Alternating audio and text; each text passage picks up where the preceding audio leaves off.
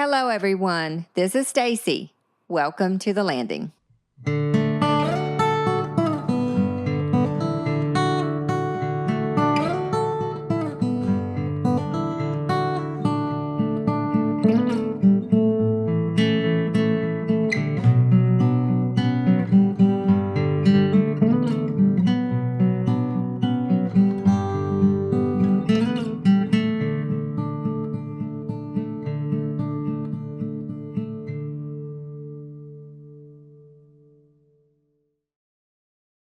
Between now and Christmas, we've got some special treats lined up for you here at The Landing. A few two-part conversations that we're offering as our gifts to you, our listeners. Just as we all should be slowing down and breathing a little more during the holidays, these stories allow just that, and we are grateful to share them with you. Today we're beginning a two-part interview with Travis Davis and Wayne Davis, two men who know the history of the Harkers Island Electric Membership Corporation like few others. The EMC was not just a utility. It was a lifeline, a leap forward, and a testament to what vision, grit, and community can accomplish when folks decide to build something better together. In this conversation, Travis and Wayne walk us through the early days of bringing dependable electricity to Harkers Island, the challenges that had to be met, and the accomplishments that shaped everyday life for generations. They also honor the people, many remembered, some who have left us, whose determination lit more than homes. It lit the future of our communities. This is the story of an organization that changed the island forever, and the legacy of the men and women who made it happen. Let's begin part one of our conversation with Travis and Wayne. Hello and welcome back to The Landing. We have a pair today for you, and I have enjoyed listening to their banter back and forth before we started airing this. So you are in for a treat and some entertainment, I think. But also intermingled in that is a lot of history and information that I think you'll find interesting. But before we go on, I'm going to pause and let them introduce themselves. So if you will, fellas, tell us your names, who's your crowd, and where you're from. I'm Wayne Davis, Harkers Island, North Carolina, and I was born to Red Hill, and I've lived on Harkers Island just about all my life, except the times I wasn't here. But anyway, it's glad to be here today, and Travis is going to tell you a really good story about the EMC, and now I'll turn it over to Mr. Davis. Well, I'm not Mr. Davis to him. We are really great friends and always will be. Well, my name is, if you want to go by, it's Etheridge Travis Davis. My grandmother was Sally Benton Lewis Davis, and my grandfather was Josephus Davis. And through my working knowledge at Harkers Island NC, I came to learn Wayne Davis, which we are related on the Lewis side and the Davis side, so we are a blessing to one another. Yes, you are. And all joking aside, just sit back and listen to them, their banter back and forth. You could tell that their friendship has been a long time and a long time in the making. These two fellas worked together at the Harkers Island Electric Membership Corporation for a lot of years. And so this is a topic that is very interesting to me because, of course, it was my favorite place to go was to visit Dad at work and to all those fine folks that worked there with him. So we're going to remember and record and preserve some history here today. So let's start, fellas, with how you got started at the EMC. How did that happen? I guess, Dad, you start, and then Travis, if you will, come in because you were right there close together. Yeah, okay. I got started back when it was the REA, before they ever named it the EMC. That was the good old days. But anyway, I had just got out of the Coast Guard, and I had a job the next day to go to work to Cherry Point. And a friend of mine, Kenny Willis, he stopped to him and asked me what I was going to be doing. And I told him I had a job at Cherry Point. He said, you ought to go up there and see Maxwell, the manager. Yeah, he's retiring. And Larry that worked with him, the boy had quit.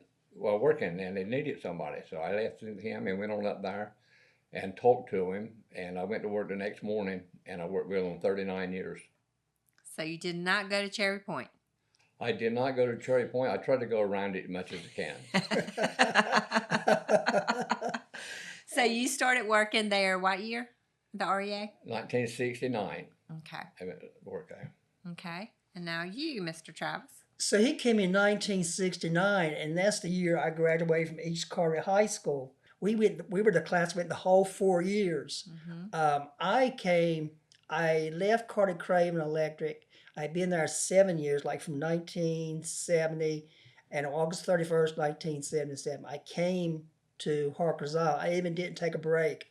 That was one of my dreams. It was one of my dreams. I always wanted to go back to Harkers Island and work at the co-op because I had 7 years experience there. And my dad, Etheridge Davis, they call him Essie, he was on the board. And anyway, at the time, they asked my dad if I have an interest in it. Well, yeah, I wanted that interest in it. Well, I came and did the interview, and then they hired me. And which I was on a probation for like 6 months, you know. So I love to get here, and I enjoy working there. I had a lot of great friends. We were a family. We did so much in the community. For example, the Harkers Island School, the churches, if they needed a flag raised, we were there, and we did a lot of expansion. I mean, we had the 2400 volt system on the island at the time, and through that, we did a lot of conversion work to 7200. We had the station back at the island, and we can answer more about that. We had the 2400 station, had the 7200 station, and I think the first section we did was like down the part of the front road, like going to Red Hill. That was the first area we did. But through Wayne's knowledge, dedication of the employees, Harkers Island was our family, and we wanted to help the people in Harkers Island have a better way of life.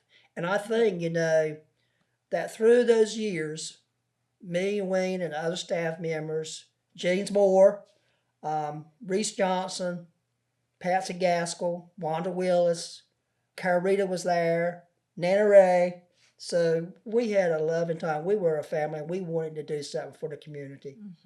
But one of the hardest days for me is once the people on the island, you know, they wanted. I think it was a money thing. To me, I think Harkers Island HIEMC, it was great for the people in the community because we did so much. And I would have to say, I was heartsick.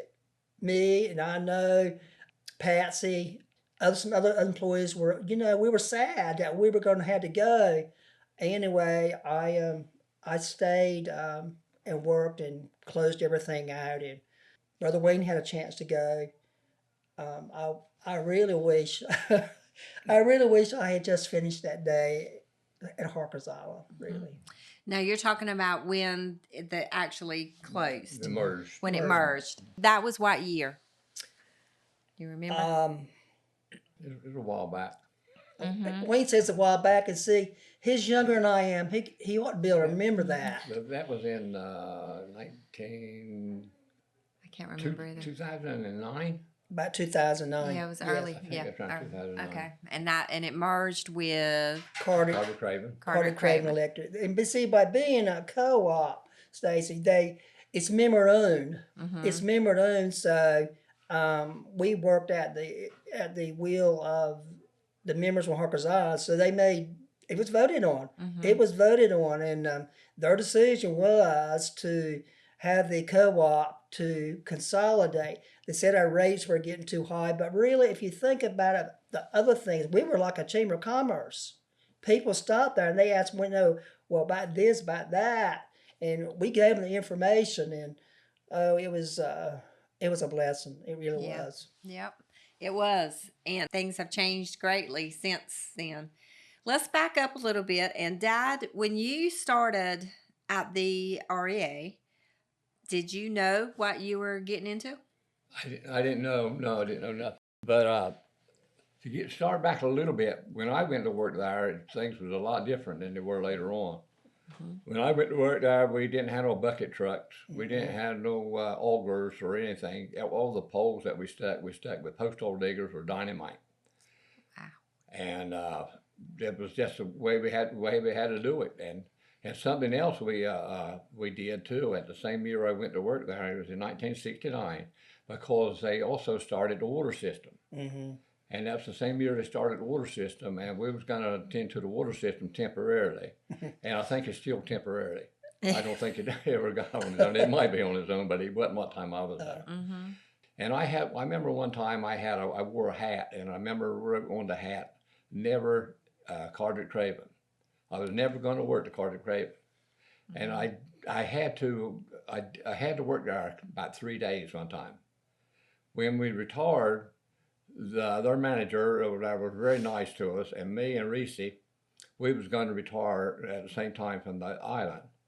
And he told us that if we stayed with them, that our retirement, the health part of it, we didn't get paid for the days that we had saved. And he told us if we stayed there with them for a couple of days, that they would pay us, because we would be members of the Carter Craven, that they would pay us for our help. And we did. We stayed there 3 or 4 days in that back room and just talked. And so I did work with them about 3 days.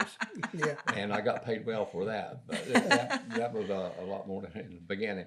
Wow. But it changed a lot. When Travis got there, we got I think we may have had some of them, but we got us a old telephone truck and with a boom on it. And I remember you go up there and the wind was blowing real hard. She didn't have no jacks or nothing on her. And so she just about blew over. Hang on. But anyway, it was better than climbing with hooks. And then later on we got an auger, and then got a way we could stick the poles that I had to do it. And but it was kind of rough at times, like when you had somebody running a fire hydrant or something. You had to go out there with shovels and try to dig it up, and roll that water in, try to get to it. It was kind of rough. And the same way with the power company. When we first went to work there, they didn't have OSHA. So we used the same gloves until they wore out. It had holes in them. They just throw them away and get on them. But they didn't let us do that later on. No, Right. But everything changed a whole lot later. I know he mentioned about the dynamite. My friend Wayne Davis, he mentioned about the dynamite. I think you all used Nanny Ray one time because she really could run, and you all would set the dynamite off, and she would run. But what we would do when we stick a hole like that, it was just me and James, and we'd get the whole crowd, even the women, when we stick a hole and use dynamite or anything, we had to drag the poles in the back of the house and just stand them up. And if we had to use dynamite, if it was quicksand, you couldn't dig it. So we had to set the pole in there, and we called the girls there, and they would hold planks on it to help hold the pole up. Oh my goodness. And James would be the one that we had put the dynamite down under the pole, and he would be over there with a cigarette in the corner of his mouth, and he'd say, "Are you all ready?" And sometimes when you push the button and it would go off, sometimes it would blow a hole out below it, and then it would drop down in it. But I think at one time that the pole went the wrong way and come back out. Oh, man. So, but the girls helped us stick the pole with dynamite. Oh, my goodness. Yeah. And I can remember, too, when I first came to Harkers Island to work at the co-op, I remember they just had the lobby area. That was it, Maxwell was in the back room. Carita was in the back room. And then we had the reception area, and I worked on that board table. And then later on, we built on, you all did that. We built on the back part. You had a little conference room out back, We had Manly Rose. He worked with us. Now, I'm going to tell you about Manly. Well, one morning I went there and got me some coffee. Anyway, because I did take my coffee back to my desk and work, I said, "What is wrong with this coffee this morning?" Well, Manly, now he's a preacher now. No, yeah. He had put oil. Didn't he put some oil in that coffee? He put something. I can't remember. He put something in it. It didn't help it. No, it didn't help it. But I know a lot of things he put in it. I remember one time they put some conchs in the microwave and blowed it up. Yeah. Oh, my Trying goodness. to put in the shell conchs in there. You try to cook them. Oh, man. And they had a thing there one time. We'd get these habanero peppers from my neighbor, and we'd take them in there. And Manley was involved in this. Him and Keith Jr. He helped us. Yeah. And I could talk them into anything, and they would see which one could eat them the best. And they put one in their mouth, and they look at each other. They chew on that thing until the tears was coming out of their eyes. And the bad part about it was the next day I could talk them into doing it again. They didn't learn anything. Yeah. But Manley, I tell you, now Manley's a very good friend of mine, but you better watch him because he will pull a joke on you. Yeah. And I know one that's real bad when he pulled one time, but I'm not going to tell you. That's right. Hold that. Hold it. Hold it. He's not here to defend himself. No. And, when you mentioned about the safety, that was the thing, we had the statewide organization that was called the North Carolina Cooperative Association that the co-op belonged to. It was 27 co-ops in the state of North Carolina. This co-op, we were organized for Carter Craven. But if those board members back then had insight, we could have all that territory that's Carter Craven now. We could have had it. Oh, wow. And it won. But people on the island just didn't want that. And I can remember Dad would talk about, Wayne's mentioned about the first submarine cable, came across from Knuckles Point, Mm-hmm. Yep. What do you know about that, Dad? They wasn't doing that when I went there, but they had that from Lennoxville across. And if the power went out, what they had to do, the line was just laying on the bottom. They Just didn't have laying on the anything built bottom from Lennoxville to over Knuckles. to the island. Right. Okay. And if power went out, they had to take a skiff and go out there and to get a hold of that wire and pull it across the boat. They kept pulling it up until they come find out where it was burning to and fix it. So it was kind of a problem of trying to find out what was wrong than it was to fix it. Yeah, because you had to go inch by inch. Yeah, that's the only way you could tell because you couldn't see no other way. They had no other instruments that could, pick it up or anything. Wow. So, Wow. but that was before I went there. But I heard some of the stories and stuff about it. But Wow. Dad said that was a blessing day when they turned the power on, And we're talking about turning like one light bulb on, Yeah. like not a One whole bulb. house. No. You didn't have no air conditioning back then, and then later on when they built the poles going to the western part of the island to the bridge, that's when you had that little generation station across the bridge. Yeah, the other side of Was it- Chavix. Mm-hmm. Was that a submarine cable? No, you had poles in the channel that time, didn't you? Yeah, they'll know that was a part of the area the land after they switched it over to the crossroads and put the on it crossroads. Now, We did- had 34,000 volts coming in from the crossroad to our substation, and then we would drop it down and the substation was at the crossroads, okay. right there where Whitley's is. Whitley's Okay. boys. Mm-hmm. the Wheatleys. Well, that Gotcha. was just some holes with a bunch of stuff on it, And the other substation on the island was on Bayview, right? That was right behind the RA office. Yes. The big one. Right- Yes. right Okay. beside the RA. Okay. Wasn't there something on Bayview? Baby water had water. That was water. Yeah, we had a couple water Okay. pumps. Yeah, I remember you going there and checking besides the water tower. And those two systems, like Wayne mentioned, in the water system was a separate corporation by itself. We were like a municipality in a sense, but it's called Harkers Island Sanitary District. So I remember that when we tried to get the island to incorporate into a town. We wanted the board back then wanted to preserve the co-op. We wanted to preserve the island, and this was one way we could do it. Like Bogue, we could incorporate it for like 5 cents per $100, $1,000. Well, people on the island voted that. They voted against that. They didn't want to incorporate. But I think we could have kept part of our heritage, I think. Yeah. So, but that was a different animal by itself. Like Wayne, he had electricity he had to deal with, and he had water that we had to deal with. 2 separate board of directors, 5 on the water board. We had 9 on the electric board. We had 2 budgets we had to do. All under the same roof. Under the same roof. And we had like a contract to provide a service for the water system. We had 2 audits a year. For example, the EMC was like from January through December. But then we had Paramore, he was the auditor. And then we had the water system, which was from July 1st through August. And then, so we had another audit. So Wow. we done a lot on the water system too. We got a lot of grants and stuff. We worked hard.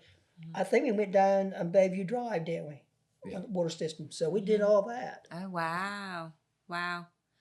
Well, did you all dig the poles by the bridge, or were they? No, they were already there. They were there. The power Okay. was going across the bridge when we went Okay. there. But they were wooden poles, and then we borrowed money, and put the concrete pilings out there. Booth and Associates out of Raleigh was our engineer. So, Sometimes them wooden poles, when they went across the draw, remember the trawlers? oh They yeah, had to open the draw, and the big trawlers, one time I was there, I think it broke the wire. Twice. Twice? yeah. And they had to get out there and try to fix it, but we didn't have no bucket trucks or nothing. You couldn't reach it. You had Climb to it. climb them. I remember y'all doing And that. it was kind of rough a little bit. And it's but- scary. It was Oh, scary yeah. to watch you do that because you're climbing a pole in the middle of the water. Well, your bottom wire was broken. You had to take your belt. You couldn't reach it from the pole, on the pole. So you took your belt and put it on the top wire, so you just swung out there and one end. The wire was holding you up. Your belt, like that holds Yeah, your well, pants you up? put it around you. Yeah, well, you had a climbing belt. Uh-huh. And you put that around there because that's the only way you could get out there to the insulators because they was so far out to jack it in and fix it. Good I think gracious. We done what we had to do. Yeah, I think the first trawler I went through there, her name was Wonder Woman. That was the name of the trawler that clipped that middle wire. Uh-huh. And I can remember I wouldn't go home. I would stay until they got the power back on. And like if we had a hurricane, I would come down here. And I can remember I never had nobody get killed during that period of time. So I was blessed in that aspect. Yeah, because Because danger. that's a dangerous job working for electricity, the energizing the proximity of the wires and everything. And I was stressed to them. I said, boys, do not be concerned of trying to get the power back on. Do it in a very safe manner. Because I told them, I said, I don't want to have to go to your house and tell your parents what Yes. happened. I think with the power company too, a lot of people, the way ours was, a lot of people, the lights would go out and people would get hollering and wouldn't know when you were going to come back on. But if it was a storm or real bad weather in the middle of the night, your lights went out. The only way we could tell if the whole island was out, the only way we could tell, we had to get in the truck and go and shine searchlights and see if we could find what pole it was. You had to go just about all over the whole island before you, oh, there it is. Oh, And yeah. and you it didn't took- have a bunch of street lights or Yeah, things like everything was out, everything's and, out. and you didn't know where it was. It could be one end of the island, it could be anywhere. You had to find it, Yeah. see where the Wow. jack had come out or something. It took a lot of extra time. The weather had a lot to do with it, how quick you got it back on. Well, I remember as a little girl when it got to be stormy, bad weather, not just hurricanes, but just stormy. I would get stressed out because I knew that wouldn't be long that phone would ring. And not one person, everybody would start calling. And that meant that Daddy had to leave Yeah. because that's when he would go out, was when we would lose electricity during a storm. And that was not fun. Wayne and other staff members were very, very dedicated to the island. They were very dedicated. I couldn't ask for any better people I had a chance to work with for 31 years. I mean, I was blessed to be able to work with them. I mean, we worked as a team, and then Wayne had to do water samples. We had to do water samples. Yeah, it's and crazy. he had to, had to go to Moorhead to carry the water samples. We had that to take care of, but we wanted to improve the lives on Harkers Island. That was our desire. And me growing up took all that for granted. Mm-hmm. We had, because you all had such a good system in place. Thank you again for joining us to The Landing. This podcast is brought to you by the Core Sound Waterfowl Museum and Heritage Center. I am your host, Stacy Davis Baisden, and today's podcast was produced by April Davidson. Tune in next week as we continue learning, sharing, and remembering together. If you'd like to hear more, check out our previous episodes where you get your podcasts. Until then, stay safe and be kind.